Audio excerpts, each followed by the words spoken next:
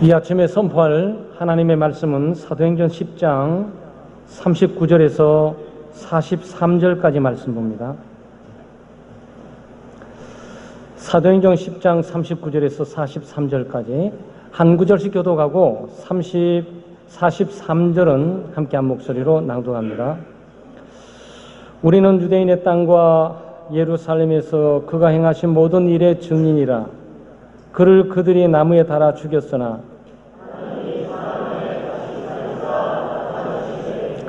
모든 백성에게 하신 것이 아니요 오직 미리 택하신 증인 곧 죽은 자 가운데서 부활하신 후 그를 모시고 음식을 먹은 우리에게 하신 것이라.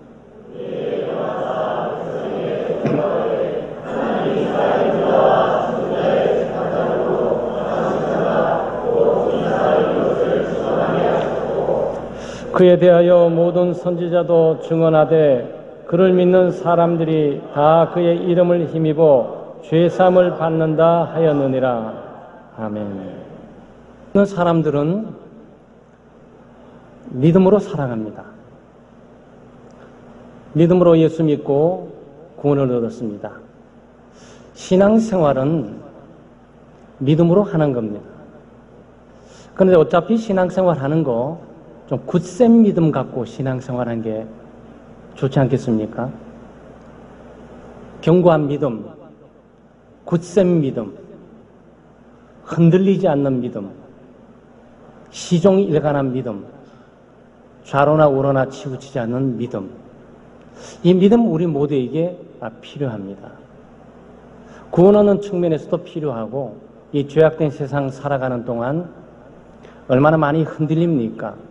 죄의 유혹도 있고 시련도 있고 고난도 있고 또 염려, 걱정, 근심도 있고 두려움과 공포도 있고 뭐 여러 가지 만나는 삶 가운데 믿음이 없이는 지탱할 수가 없어요. 믿음이 없이는 그 모든 것들을 극복하고 힘차게 앞을 향해 살아갈 수가 없습니다. 믿음이 없으면 참된 기쁨과 즐거움 가운데 참된 행복을 누리고 살아갈 수가 없어요. 그래서 우리는 믿음을 갖고 있때 견고한 믿음 생활해야 됩니다. 확고부동한 믿음을 가지고 살아가는 성도들이 되어야 됩니다. 그래서 오늘 제목이 확고한 믿음의 성도예요. 오늘 본문 말씀은 우리가 잘 아는 것처럼 베드로 사도가 이방인 로마 장교 고넬료 집에 방문해서 그에게 말하고 있는 내용입니다. 말이라 그러니까 좀 가벼워 보이죠? 설교 내용이에요. 다시 말씀드리면 사도적인 설교, 예수 그리스도의 설교, 이 사도적인 설교를 우리가 오늘 대하고 있단 말이죠. 김동민 목사가 전파하고 있는 복음 내용이 아니고 이 성경 속에 있는 이 사도 베드로, 예수님의 수제자 사도 베드로가 고넬료 집에서 설교하는 설교 내용을 우리가 듣고 있는 거예요. 그래서 신앙은 성경적인 신앙을 가져야 돼요. 내 마음대로, 내 생각대로, 내 뜻대로, 내 경험대로, 내 분위기대로, 내 환경대로 따라하는 신앙이 아니고 성경대로 믿는 신앙. 예수님께서 설교하셨던 설교 내용을 붙들고 믿는 신앙. 예수님의 제자들이 사도들로서 전파하는 바로 그 메시지, 그 설교 내용을 잘 알고 그것을 믿고 붙들고 살아가는 신앙을 가져야 돼요. 그렇게 될 때 우리가 성경적인 신앙, 말씀에 붙들린 신앙, 사도적인 신앙 고백에 개성을 하는 신앙으로서 우리가 견고한 신앙, 확고부동한 신앙, 흔들리지 않는 신앙을 가지고 살아갈 수 있습니다.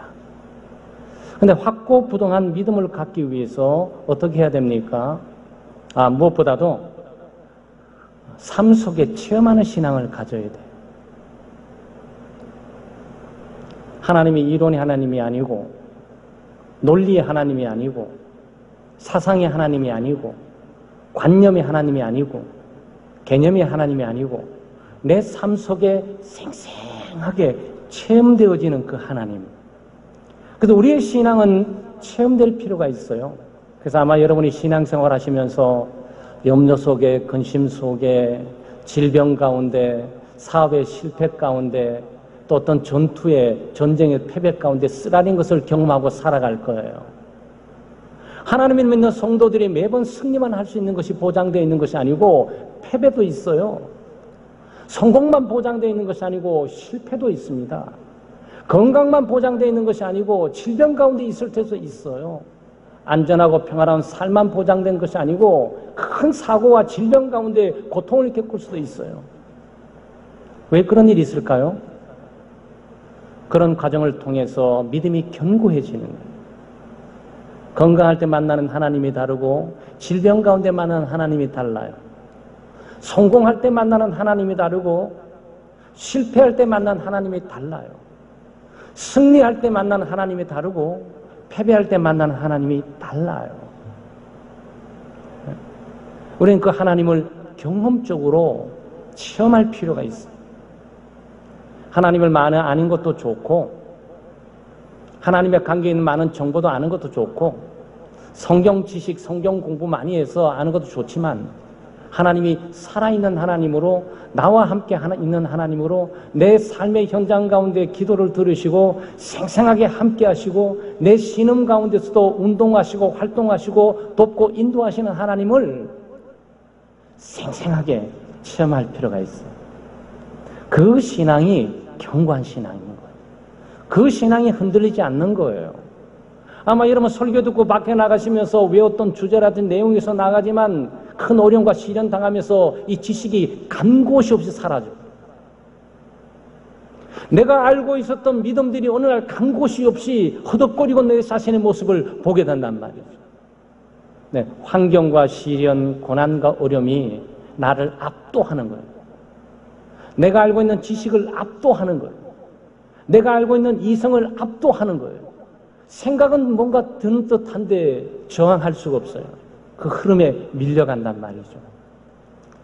근데 질병 가운데, 죽음 가운데, 사망의 음침한 골짜기 가운데, 패배 가운데, 실패 가운데 많은 뼈저림을 경험했던 그 견고한 믿음은 어떤 시련이 다가와도 아주 처절하게 생생하게 경험했던 그 믿음이 흔들리지 않아요.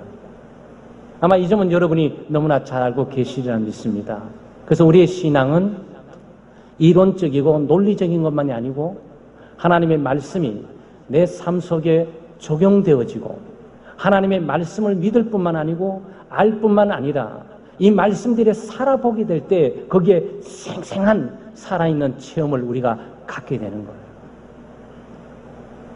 오늘 여기에 베드로 사도는 고넬료에게 설교하면서 바로 생생한 체험의 신앙이 중요하다라는 부분을 말씀하고 있습니다. 39절에 우리는 유대인의 땅과 예루살렘에서 그가 행하신 모든 일에 뭐라 그랬죠? 증인이라 그랬어요. 증인. 이게 무슨 뜻일까요? 이 베드로 사도는 이렇게 말하는 거예요. 나는 그리스도의 증인이다. 여러분 증인이 누굽니까? 증인은 얘기 여러 경로를 들은 사람이 아니에요. 보았다고 말하는 사람은 얘기를 들은 게 아니에요. 뭐 이랬다더라 했던 말하는 걸 들은 게 아니에요. 어떤 사람이나 사건이 있죠. 그 사건 현장을 처절하게 경험한 사람이에요. 그 사건 현장 가운데 있었을 뿐만 아니고 그 사건에서 들려지는 모든 내용을 다 들을 뿐만 아니라 거기 일어나는 다양한 사건들을 생생하게 보았던 사람이에요. 이 사람을 우리는 증인이라 그래요. 사도들만 예수 그리스도의 증인입니까? 예수 믿는 우리들도 그리스도의 증인이에요. 증인은 이론적으로 들었던 것만 갖고 말할 수는 없어요. 자기가 경험을 해야 되죠. 아, 기도하니까 이렇게 응답하더라.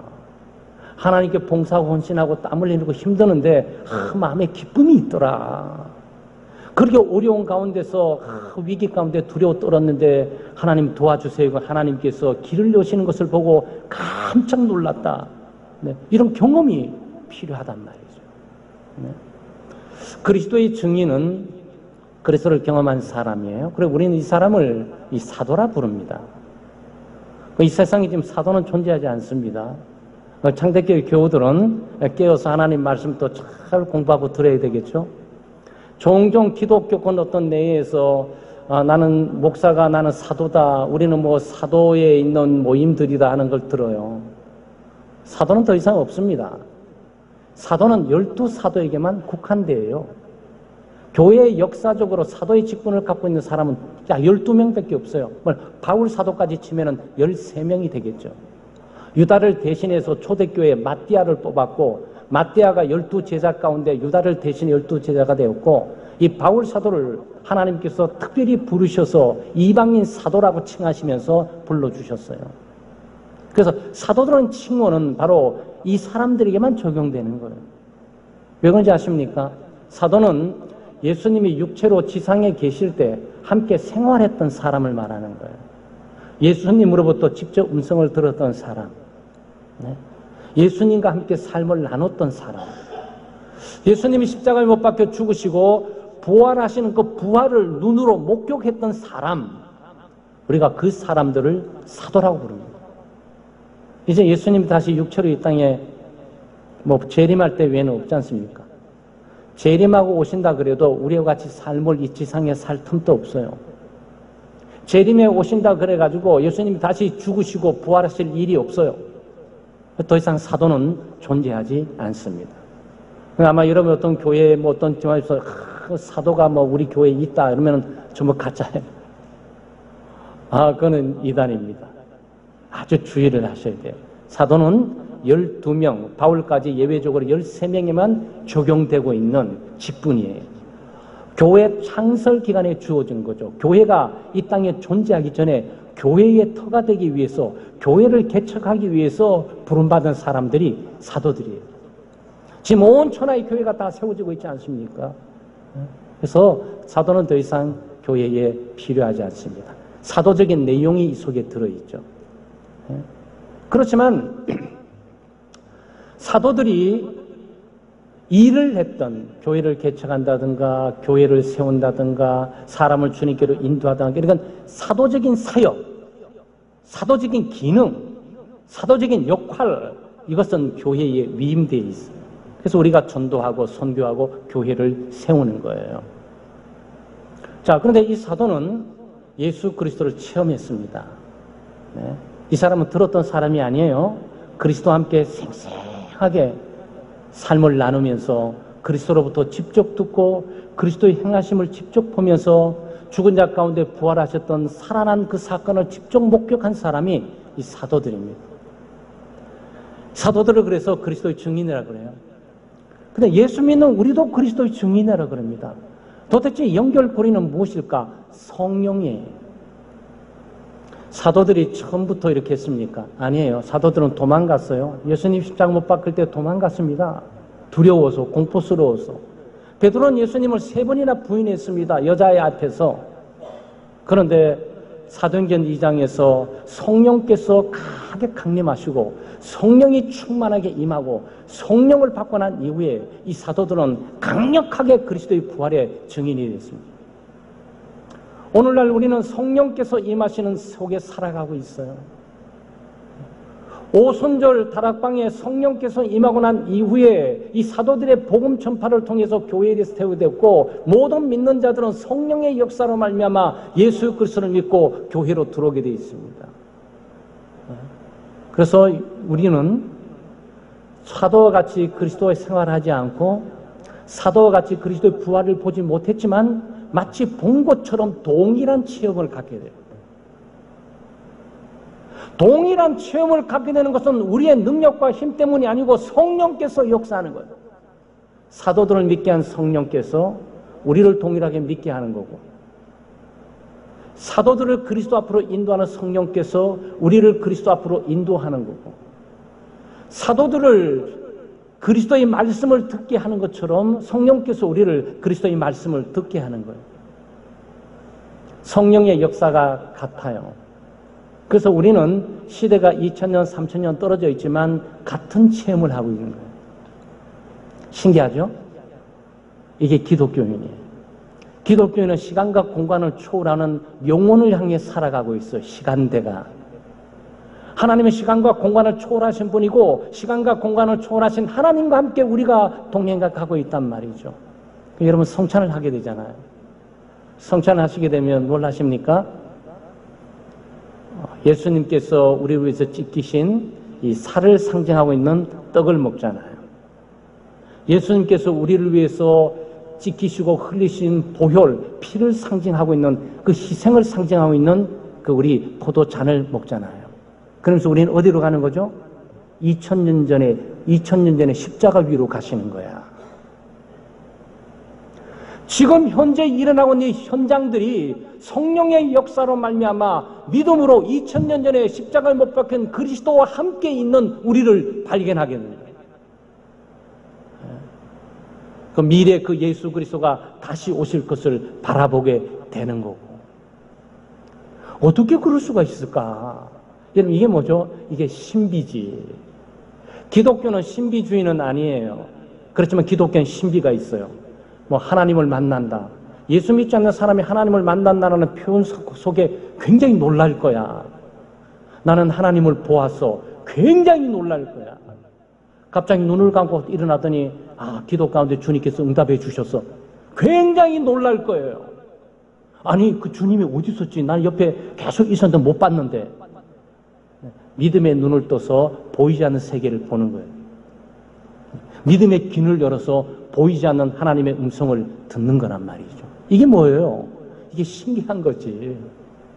지금 우리가 예배 드리고 있습니다. 목사는 설교하고 있고 여러분 설교를 듣고 있어요. 우리끼리만 일하고 있는 겁니까? 아니죠. 성령께서 이 가운데 역사에서 준비된 열림만과 믿음을 갖고 있는 성도들에게 하늘의 음성을 들려주고 있단 말이에요.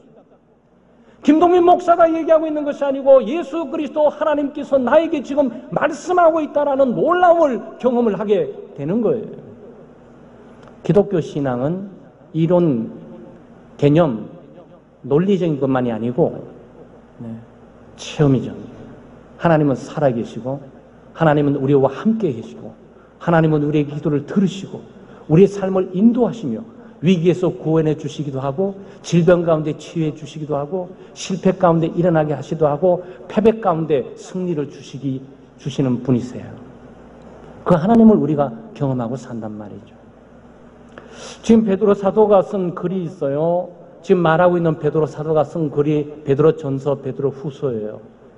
베드로 전서 1장 8절 말씀 가운데 예수를 너희가 보지 못하였으나 사랑하는도다. 이제도 보지 못하나 말할 수 없는 영광스러운 즐거움으로 기뻐하니 그랬어요. 자, 이거 아주 재미있는 표현이죠. 베드로 사도가 지금 말하고 있는 베드로 사도, 증인이라고 말하는 베드로 사도, 생생하게 하나님을 경험하고 체험했다고 말하는 베드로 사도가 일단 먼 훗날 6, 70년, 80년 후에 어떤 믿음의 공동체를 향해서 그가 편지를 하고 있고 오늘 우리에게 편지를 하고 있어요. 뭘 하고 있습니까? 예수 그리스도를 보지 않았지만 사랑하고 있다.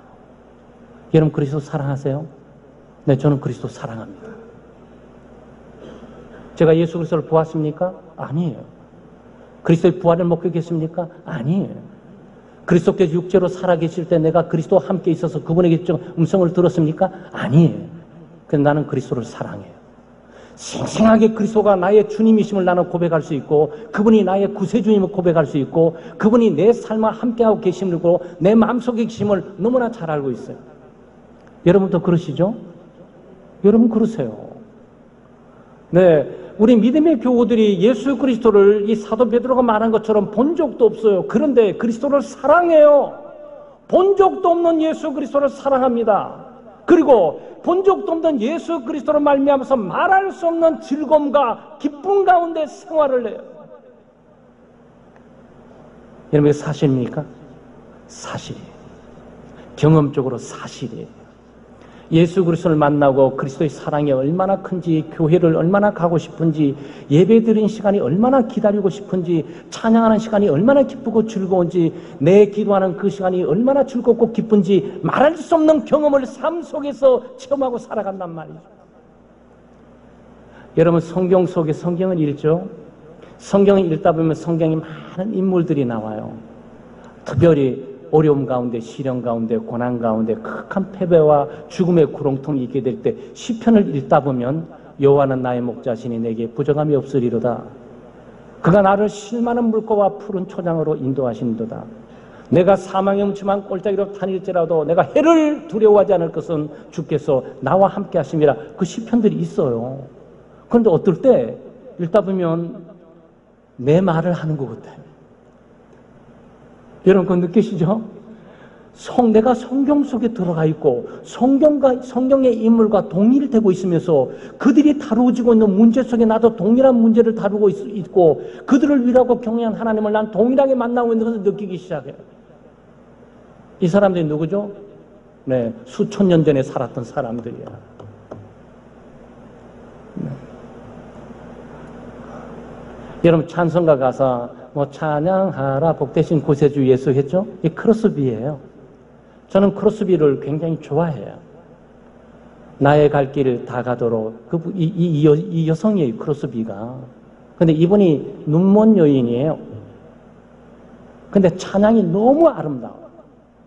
이 찬양을 보면서 어느 감히 이 여인이 눈을 맹인 여인이라는 사실을 눈치채는 사람은 아무도 없어요.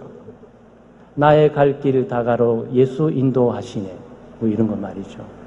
네. 찬양하라 복되신 구세주 예수 이런 거 말이죠. 여러분 성경의 크로스비 찾아보면 많이 나와요. 근데 많이 나오는 그 찬양 가사가 우리 모든 교우들이 정말 좋아하는 찬양들이에요. 그런데 이 찬양을 좋아하는 이유가 뭔지 아세요? 찬양하다 보면 내가 찬양의 주인공인 것처럼 보여. 이 가사를 쓴 사람이 어쩌면 나와 이렇게 똑같을 수 있을까? 어쩌면 내 마음과 똑같을 수 있을까? 어쩌면 내가 표현하고 싶어하는 이 표현을 이 사람이 똑같이 할 수가 있을까? 이 사람은 수백 년 전의 사람인데요. 이런 경험은 어떻게 갖게 되는 거죠? 같은 성령이 역사하는 거예요. 예수님의 제자들에게, 초대교회 교인들에게 100년 전에, 200년 전에, 3000년 전에 있던 그 성령은 오늘도 동일한 성령으로 동일한 믿음을 주시고 동일한 그리스도를 믿게 만들고 동일한 하나님을 의지하게 만들며 동일한 체험을 갖게 하는 거예요. 여러분 우리 창대교회 교우들은 체험적인 신앙을 좀 가지셔야 돼요. 네. 그 체험적인 신앙이란 활동하지 않으면 안 되죠. 네. 기도를 많이 해야 기도의 체험이 있어요. 내 기도하는 그 시간, 그때가 가장 기쁘고 즐겁다. 이게 여러분 이해가 안 되면 기도하셔야 돼요. 내 기도하는 그 시간, 그때가 가장 기쁘고 즐겁다. 이 찬양의 가사가 여러분 마음속에 들어오지 않으면 여러분은 엄청나게 기도해야 될 사람임을 말하고 있는 거예요. 그거는 기도하고 있는 사람만이 경험되어지는 고백이에요. 그뿐만 아니에요. 우리는 나는 그리스도의 증인이다라고 말하고 있죠. 그리스도의 증인이라고 고백하는 것들은 말이죠. 전도해보는 사람, 열정적으로 전도해보는 사람에게만 고백할 수가 있게 돼 있어. 그래서 기독교는 체험적인 신앙입니다. 사랑하는 여러분, 체험적인 신앙이야말로 견고한 신앙이고 확고부당한 신앙이고 요동치 않는 신앙이고 좌로나 우로나 치우치지 않는 신앙입니다. 그래서 알고 있는 신앙을 실천에 옮기면서 체험적인 신앙으로 성숙해가는 우리 교우들 되시기를 주의 이름으로 축원합니다. 그리고 믿음과 구원은 모든 사람의 것이 아니에요. 믿음과 구원은 특정적인 사람, 하나님의 선택된 사람들에게만 주어지는 것입니다. 여기 지금 40절, 41절 보게 되면 하나님이 사흘 만에 다시 살리사 나타내시되 모든 백성에게 하신 것이 아니요 그랬어요. 모든 백성에게 하신 것이 아니다. 예수님께서 십자가에 못 박혀 죽으시고 부활하신 그 사건은 모든 사람들에게 보여주는 것은 아니다. 바로 하나님의 선택받은 우리에게만 보여지고 있다. 이 얘기는 거죠. 여기 지금 사도 베드로가 지금 설교 내용 가운데 뭘 말하고 있는 거죠? 선택의 교리를 강하게 지금 얘기하고 있는 거예요. 믿음은 아무나의 것이 아닙니다. 구원은 아무나의 것이 아닙니다. 모든 사람이 다 구원받게 되는 것 아닙니다. 모든 사람이 다 믿음을 갖게 되는 것 아닙니다. 하나님의 선택된 백성만이 믿음을 갖게 되고 하나님의 선택된 백성만이 구원을 받게 될 겁니다. 이걸 얘기하는 거예요. 사랑하는 여러분, 많은 분들이 오해를 내요. 자연적으로 있다면 모든 사람이 다 구원받게 될 거라고. 시간이 많이 지나다 보면 누구든지 너나 나나 다 구원받게 될 거라고. 아니에요. 구원은 다 받게 되지 않습니다. 구원은 특정적인 사람이 받게 돼 있어요. 이거는 하나님의 선택된 사람이 있어요. 창세전 하나님이 선택돼서 하나님이 선택해서 선택한 사람을 하나님께서 부르러 오세요. 어떤 시기, 어떤 때, 어떤 환경 가운데 찾아오셔서 하나님이 그 영혼을 불러요. 부르신 그 영혼에게 죄를 깨닫게 해주시고 죄를 회개할 수 있도록 해주시고 또 무엇보다도 믿음을 주십니다. 그래서 그 믿음을 가지고 예수 그리스도를 믿고 구원에 이르도록 하는 거예요. 그래서 믿음은 모든 사람의 것이 아니에요. 그래서 전도하시면서 특별히 우리 가족들 전도하시잖아요. 믿지 않는 남편, 믿지 않는 아내, 믿지 않는 자녀, 이 교회 와서 믿게 해보려고 노력을 많이 하시잖아요. 구박하시고 타박하시면 안 돼요. 왜 그런지 아세요? 많은 분들이 그러세요. 다른 아이들 다 믿는데 왜 너만 안 믿냐고. 여보, 당신 따질 게 있다고. 당신 또래 사람들 다 교회 왔다 다 믿고 집사 되는데 왜 당신만 유독 안 믿냐고. 추궁하지 마세요. 다 그쳐서 될 일이 아니에요. 안 믿는 게 아니고 안 믿어지는 거야. 안 믿어지는 거야. 수백 번 여기 앉혀놔도 안 믿어지는 거를 어떡합니까? 여러분, 믿어집니까? 믿어지는 것은 하나님의 선택된 백성이라는 증거예요. 하나님은 선택한 백성들을 반드시 찾아가셔서 부르십니다. 불가항력적인 부름, 믿고 싶지 않아도 믿기 싫어서 발버둥을 쳐도 하나님은 기필코 믿게 하고야 마는 거예요. 인간이 하나님을 이길 수가 없어요. 그래서 여러분, 전도하게 될 때 시험이 들면 안 돼요. 마치 믿음이 남편에게 있는 것처럼, 믿음이 내 자식에게 있는 것처럼 다른 사람 다 믿어요. 당신 못 믿냐고. 요게 불신앙이야. 요게 불신앙적인 자세와 태도예요. 왜?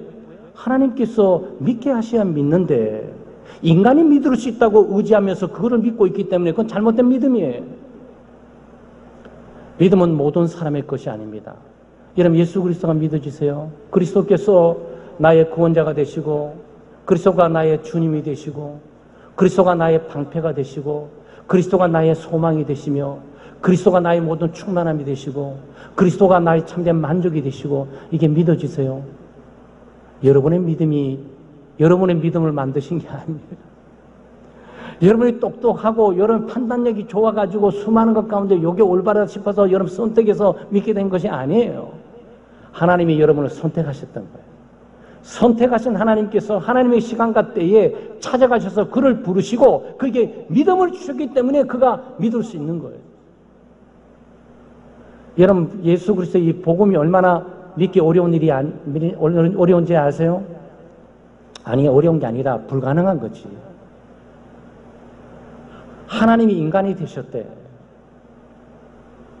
하나님이 인간이 되셨대. 여기서부터 헷갈리기 시작해, 사람들은. 모든 철학이나 모든 종교들의 교리들은 다 이해되는데 기독교에 딱 들어오면서 예수 그리스도 그분은 하나님이십니다. 여기서부터 심장이 멎을 뿐만 아니고 충격을 받으면서 뭔가 큰 사기당하는 느낌이야. 그런데 그분이 완전한 하나님이래. 완전한 하나님이면서 완전한 인간이래. 어떻게 그 이성적으로 가능할까? 그냥 이해되어져요? 이해되어지지 않기 때문에 안 믿는 거야. 여러분, 이해되어집니까? 여러분, 머리 좋아서 이해해서 믿은 게 아니에요. 하나님의 선택된 백성이니까 하나님께서 믿음을 주시기에 그 믿음으로 이게 믿어지는 거예요. 그렇게 되는 겁니다. 그런데 한 사람 목수의 아들이 참된 하나님의 인간이었는데 열심히 잘 살다가 참 사랑도 있고 자비도 베풀고 공의도 베푸던 자였는데 그냥 로마의 제국에 그냥 지목돼가지고 십자가를 못 박혀 적절한 죄인의 몸으로 죽어버렸대. 근데 그게 나의 주님이래. 그게 나의 구세주래. 여러분 믿어지세요? 아니 지금 이 순간 말하고 있는 게 아니에요. 여러분 여기 나가가지고 예수 그리스도 십자가 못 박기 전 저저가 피 흘리고 살찌키고 인간 패배의 극한 상징을 보이고 죄인 중에 죄인가 된 그 모습을 보이는 그분이 나의 하나님이래. 그걸 누가 믿어? 그걸 누가 믿어요? 저도 우리 또 주일학교 살았지만 그게 안 믿어져요. 어머니 못해 신앙이라 자라왔지만 아무리 이해하려고 해도 이해할 수가 없고 이해하려고 할수록 더욱 믿을 수 없는 게 기독교인 거야. 근데 어느 날 성령의 역사로 그게 믿어지더라고. 네.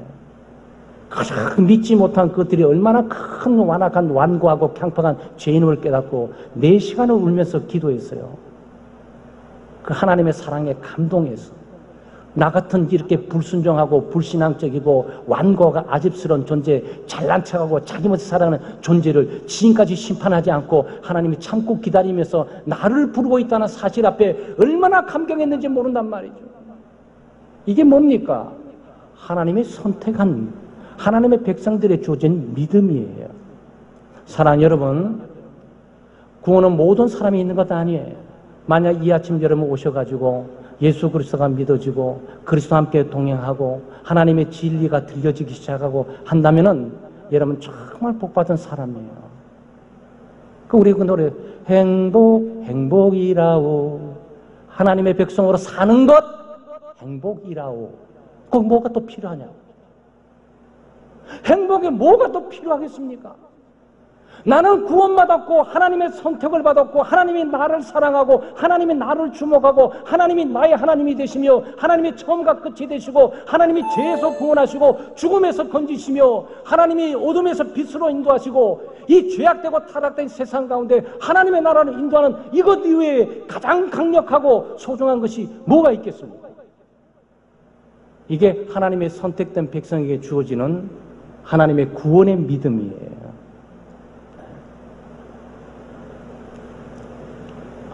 우리가 만약에 예수 그리스도를 믿고 구원 가운데 있다면 하나님의 선택에 감격해야 돼요.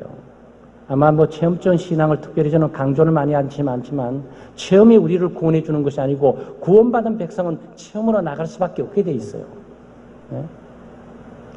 그냥 나이 20대 하나님을 사랑해서 하나님의 말씀 보여줘서 에베소서를 에베소 1장에 하나님이 너를 선택했는데 젊은 청년이면 꿈 많고 비전가 많은데 그 버스에서 말이죠 성경 하나 많은 거 기도원 파란 거 들고 막 엉엉 울고 있는 모습으로 가는 게 얼마나 초라하게 보였겠습니까? 근데 눈물이 안 멈춰지더라고. 하나님이 나를 선택했다. 하나님이 나를 선택했다. 나처럼 부족하고 초라하고 완고하고 강팍하고 야비하고 죄악 많고 또 불신하는 거 가득 차있고 하나님을 반항하는 걸로 가득 차있고 하나님의 뜻은 전혀 행할 마음도 없고 그저 하나님의 뜻에 그냥 거부하는 살고 싶어하는 몸서리쳐 있는 나에게 하나님이 나를 선택해서 나를 사랑하고 수많은 영혼 가운데 나를 지목해서 하나님이 나를 일단 그 사실 앞에 말이죠. 부끄럼도 모르겠더라고. 그냥 보습관에서 에베소 1장 3절 이하를 읽어나면서 눈물을 툭 들이고 주변의 사람들이 지켜보는 것도 몰랐어요. 여러분 하나님의 선택에 감격하셔야 돼요. 이 천국의 선택을 받은 걸 감격하셔야 돼요. 혹시 우리 가운데서 하나님의 선택이나 믿는 믿음의 도리에 대해서 희미하시면 오늘 도전 받으셔야 됩니다. 나는 믿는 자인가? 나는 하나님의 선택을 받은 자인가? 우리 자신의 믿음을 점검해 볼 필요가 있습니다. 천국에서 만나야 되지 않겠어요? 네? 김동림 목사하고 2018년도 여기서 만나면 뭐 하겠어요? 30년, 40년 후에 다 이 땅에서 가게 될 텐데 천국에서 만나야 되지 않겠냐는 말이죠. 천국에서 봐야 되잖아. 그때 천국에서 안 보이면 어떻게 된단 말이죠. 형식적인 신앙, 참된 신앙이 아니고 예수 그리스도를 참으로 주님으로 구세주로 믿지 못하고 그저 이론적이고 이성적이고 그냥 동의만 하고 마음은 딴 데 가 있고 이러면 안 된단 말이죠. 믿는다고 하는 사람들 중에서 멸망받을 사람들이 있어요. 참 충격적이죠. 그리고 이 아침에 귀를 담아 잘 들었어야 돼요. 네. 믿는다고 말하는 사람들 가운데서 멸망받을 사람들이 있다는 사실은 충격적이에요. 그 중에 누군지 잘 몰라요. 하나님만 아시고 자기만 알겠지. 뭐냐면은 예수님께서 이 천국 비유를 가르쳐 주시면서 이 잔치 비유를 들었는데, 잔치를 참 비유해서 사람들을 초대했는데, 초대한 사람들 가운데 예복을 입지 않는 사람들이 있었던 거예요. 그리스도의 의의 예복을 입지 않는 사람들은 다 쫓겨난단 말이죠.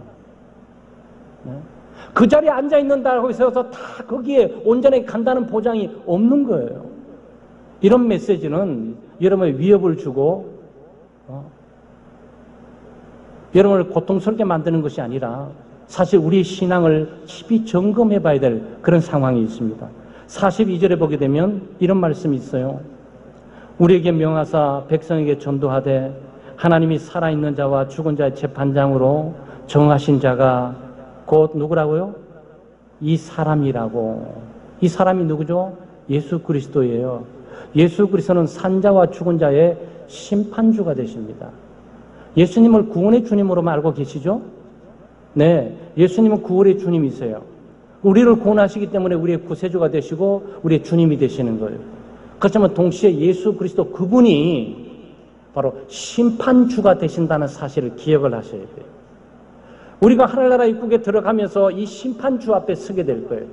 우리를 심판하는 재판장은 바로 이분이에요. 이 땅에 이분과 함께 동행하고 이분을 의지하지 않고 이분을 영화스럽게 하지 않고 살아가는 모든 삶은 이분에 의해서 제거됩니다. 넘어가지는 못해요. 그래서 심판은 살아있는데 얼마나 무서운 일입니까? 예수님께서, 하나님께서 예수 그리스도에게 산자와 죽은 자를 심판하는 주님으로 세우셨어요.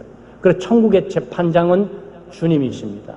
그리스도께서 재판장에 서셔서 이제 역사를 심판하시게 될 거예요.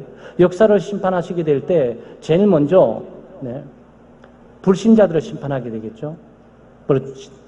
예수 믿는 사람, 성경적으로 보면 예수 믿는 사람을 심판합니다. 근데 예수 믿는 사람은 심판을 두려워할 필요가 없죠. 심판이 끝났으니까. 심판이 언제 끝났습니까? 예수 그리스도를 믿음으로 십자가의 주님이 못 박힐 때 우리가 믿음으로 거기 가서 함께 못 박힘으로 우리는 우리 죄에 대한 죽음, 저주, 형벌, 심판을 그리스도께서 다 갚아주셨기 때문에 그리스도 안에서 우리는 더 이상 심판받을 것이 없어요. 우리가 심판받을 것이 없는데 우리가 받는 심판이 뭡니까? 예수 믿고 난 이후에 상급을 얼마나 많이 줘야 되냐. 하나님의 영광을 위해서, 얼마나 하나님을 기쁘시게 하기 위해서, 주님의 몸된 교회를 위해서, 또 하나님이 주셨던 시간과 또 여러 가지 물질, 그리고 재능, 그리고 여러 가지 좋은 환경과 조건, 믿음, 은혜 주셨던 것을 너는 어떻게 사용했지? 네, 이것들이 판가름되는 이 공로에 대한 심판이, 상급에 대한 심판이 하나님의 백성들에게 있어요. 걱정할 필요가 없는 거죠. 여기에 도전적인 문제는 우리가 부름받은 것을 상을 받으려고 부단히 믿음으로 추구하고 쫓아갈 일들이 남아있는 거죠. 지옥 갈 것을 두려워할 필요는 없는 거죠. 왜냐하면 예수 믿는 그 순간 나의 모든 죄값에 대한 심판들이 그리스도의 십자가에 다 청산됐기 때문에 우리의 심판은 사라진 거예요. 네, 이것이 예수 믿는 사람들에 주어지는 감격과 기쁨의 메시지죠. 그런데 예수 믿지 않는 사람들 어떻게 하는 거죠? 예수 믿지 않는 사람들은 지옥과 천국이에요. 네, 그때에 그리스도께서 심판하는 심판의 기준점이 뭔지 아세요? 딱 하나예요. 그리스도를 믿었냐 안 믿었냐, 이걸 가지고 심판하는 거예요. 아주 단순해 보이죠? 단순한 게 아니에요. 왜냐하면 예수 그리스도를 믿는다는 얘기는 그리스도를 구세주로, 나의 모든 죄값을 대신하신 구세주로 그리스도에게 내 죄를 맡김으로 죄 용서를 받게 되는 거죠. 그 다음 예수 그리스도를 주님으로 영접하셔야 돼요. 주님이 뭐죠? 주인이세요. 주님이 주인이시라고. 예수 그리스도는 구세주이실 뿐만 아니고 내 삶의 물질과 생명과 시간과 재능의 주인이에요. 주인은 명령권을 갖고 있고 소유권을 갖고 있고 결정력을 갖고 있고 선택권을 갖고 있어요. 바로 그 유명한 순종이 여기서 나오는 거예요. 이 개념에서 순종이 나오는 거예요. 주인이 가라고 하면 가야지, 오라고 하면 와야지, 자라고 하면 자야지, 하라고 하면 해야지, 죽으라 그러면 죽어야지. 그게 종의 자세예요. 그렇게 신실하게 그리스도를 믿고 살았냐라는 이 믿음의 검증들이 거기 있다고. 그러니까 여기서 우리의 두려움이 뭐죠? 가짜 믿음을 경계하셔야 돼요. 가짜 믿음, 가짜 신앙을 경계하셔야 돼요. 그럴듯해 보이는 거, 그렇지만 진짜가 아닌 거, 주여 주여 부르는데 그리스도께서 인정하지 않는 거, 이걸 경계해야 되죠. 이걸 어디서 볼 수 있습니까? 네, 구약 성경에 볼 수 있습니다. 이스라엘 백성들을 다 출애굽했어요. 모세를 통해서 한 120만 명 정도가 다 갔습니다. 다 나왔어요. 그들 모두 어떻게 했습니까? 문설주에 있는 피, 짐승의 피를 통해서 장자들이 다 살아남고 다 모세를 통해서 출애굽해 구원을 받고 나왔습니다. 10가지 재앙도 경험을 했어요. 10가지 재앙을 눈으로 봤다니까요. 그들이 보혈의 피를 상징하는 문설주의 피가 갈릴 때만에도 밤새도록 두려워 떨었던지 그것을 믿고 평안하게 있었지 관계없이 그 피, 짐승의 피 때문에 죽음의 사자가 넘어간 거죠. 그렇지만 그 문설주의 피를 받지 않은 애굽의 모든 장자들은 다 죽었습니다. 그것 때문에 바로가 충격을 받아서 빨리 가라고 이스라엘 백성들을 120만 명을 다 내보냈습니다. 홍해를 만나가지고 뒤에 애굽의 군대들이 쳐들어오게 될 때 모세가 애굽을 나와서 홍해를 지금 갈랐잖아요. 이스라엘 백성들은 뭘 봤죠? 하나님의 역사를 봤어요. 하나님의 이름과 그 능력과 권능을 경험을 했다고요. 근데 문제가 뭡니까? 광야에서 그들이 불신앙과 불순종으로 다 죽었다라는 전언이야. 네, 그게 구약 성경이 고린도 바울 사도가 그것을 인용하면서 그것을 경계로 삼으라라고 계속 얘기를 하고 있는 거죠. 동일한 체험을 하고 동일한 경험을 하고 동일한 장소에 있고 동일한 물을 마시고 동일한 만나를 먹고 동일한 메추라를 먹었는데 죽어버렸어. 여기에 진짜와 가짜의 아주 묘한 움직임이 있다는 사실이에요. 네? 예수님 당시도 마찬가지잖아요. 예수님께서 오셔서 자기 땅에 왔다 그러잖아요. 아브라함의 자손들이 살고 있는 유대의 땅에 왔는데 말씀도 전하고 기적도 보여줬는데 믿지 않는 거죠. 그러니까 들어도 믿지 않는 거야. 보아도 믿지 않는 거야. 어떤 경로를 통해서 믿지 않기로 작정되어 있는 존재들이 여기에 있단 말이죠. 이것들을 예수님께서 경고하셨어요. 마태복음 7장 21절 23절에 나더러 주여 주여 하는 자마다 천국에 다 들어갈 것이 아니요 다만 하늘에 계신 내 아버지의 뜻대로 행하는 자라야 들어가리라. 그날에 많은 사람이 나더러 이르되 주여 주여 우리가 주의 이름으로 선지자 노릇하며 주의 이름으로 귀신을 쫓아내며 주의 이름으로 많은 권능을 행치 아니하였나이까 하리니 그때 내가 저에게 밝히 말하되 내가 너희를 도무지 알지 못하니 불법을 행하는 자들아 내게서 떠나가라 그랬어요. 산상수훈 예수님의 첫 번째 설교 5장, 6장, 7장 마지막에 딱 꽂혀 있어요.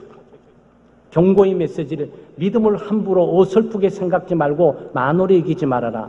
하나님께서 선택된 백성에게 주는 믿음은 아주 고귀하고 구원 얻는 믿음일 거고 그것은 거룩한 삶을 추구하는 하나님의 뜻대로 살아가는 믿음일 것이야. 만약 그 검증에 잘못되게 되는 순간 주여 주여 부르는 모든 행위들이 다 아무 의미가 없게 될 거야. 이게 얼마나 무서운 경고입니까? 주여 주여 부르는데 주님이 모른대. 주님의 이름으로 선지하며 주님의 이름으로 목사 이랬는데 주님이 모르신대. 주님의 이름으로 귀신을 쫓아내고 막 사람들을 막 병을 고치며 권능을 행하는데 사람들은 와 따라가는데 나중에 천국에서 너는 아웃. 너는 아니야. 이게 뭐냐고요, 이거. 그러니까 사실 이단뿐만 아니고 이단 교리를 가리키는 교주들이나 그 사람들은 이거 심각하게 생각해야 돼요. 이 천국과 지옥의 실제를 심각하게 생각해야 된다고. 사람의 구원은 하나님의 역사하고 하나님의 선택하고 하나님의 믿음으로 인도하지만 그 믿음이 어떤 믿음인지를 점검할 필요가 있어요. 사랑하는 교회 여러분, 체험적 신앙을 가지고 확고부동한 믿음을 갖기를 바랍니다. 그 예수 그리스도가 나의 구세주이고 나의 주님임을 한번 고백하면 끝까지 가야죠. 하지만 종이 그냥 변덕스럽게 왔다 갔다 하면 참 피곤해요. 이 변덕스러운 사람 만나서 일하기가 얼마나 힘든 줄 아세요? 예수님께서도 정말 어떨 때 짜증날 거예요. 아, 내가 자기를 위해서 생명까지 주고 다 줬는데 또 어디 가고 또 없어. 또 말을 안 들어. 또 예수 안 믿는 사람들은 또 행동 어디 간지는 모르겠어. 이건 아니잖아요. 우리가 예수를 믿어도 충성스럽게 믿어야죠. 한번 믿은 예수 그리스도를 변함이 없이 주를 사랑하는 마음을 가지고 지속적이고 그리고 체험전 신앙에 확고한 부당한 믿음을 가지고 그리고 바울 사도도 얘기했지 않습니까? 내가 모든 사람들에게 다 그리스도를 전한 뒤에 구원된다. 내가 버림받을까 봐 두려워한다고. 누가? 바울 사도 같은 사람이 이런 믿음의 대가와 하나님의 전면에 서가지고 교회를 개척하는 수많은 영혼들을 주님이 인도하고 교회를 개척하고 능력했던 이 주의 사자, 이 사도 바울조차도 내가 버림받게 되는 것은 아닐까라고 자기를 점검해 봤다고. 사랑하는 창대 공동체 여러분, 이런 믿음을 점검해 보시길 바라고요. 네, 우리가 주님을 사랑하고 한 번 주님을 구세주뿐만 아니고 주님으로 영접한 그 믿음을 변치 않게 굳건하게 충성스럽게 담당하는 그리고 심판날 예수 그리스도를 정말 기쁨으로 맞이할 뿐만 아니고 심판대 앞에서 정말 당당함과 또 우리 담대함으로 구원의 반열에 설 뿐만 아니라 거기에 상급에 대한 은혜를 누리는 우리 복된 교우들 되시기를 주의 이름으로 축원합니다. 하나님 아버지 참 감사합니다. 오늘 귀한 생명의 말씀을 주시고 이 사도 베드로의 설교 내용들을 우리가 다시 한번 묵상하면서 우리가 그리스도의 참된 증인이 되기 위해 정말 생생한 살아있는 경험적인 믿음, 체험적인 믿음을 갖게 해주시기를 원합니다. 하나님, 우리가 예수 그리스도를 믿고 형식적으로 또 명목상의 그리스도에 남지 않게 해주시고 예수 그리스도를 구세주로 주님으로 영접한 이상 우리가 그리스도의 주님 되심을 늘 고백하면서 주님의 종으로 이 땅에 주님의 말씀을 따라 순종하고 주님의 뜻을 따르는 저희들의 삶이 될 수 있도록 은혜를 베풀어 주시옵소서. 예수 그리스도가 산자의 죽은 자의 심판주가 되심을 잊지 않게 해주시고 언젠가 우리가 지금 동반하고 지금 믿고 의지하는 그리스도가 바로 먼 훗날 나의 심판주가 되셔서 내 앞에 서 계실 것을 바라보면서 우리가 그것을 의식하고 경건하고 거룩한 신앙생활을 할 수 있도록 은혜 베풀어 주시옵소서.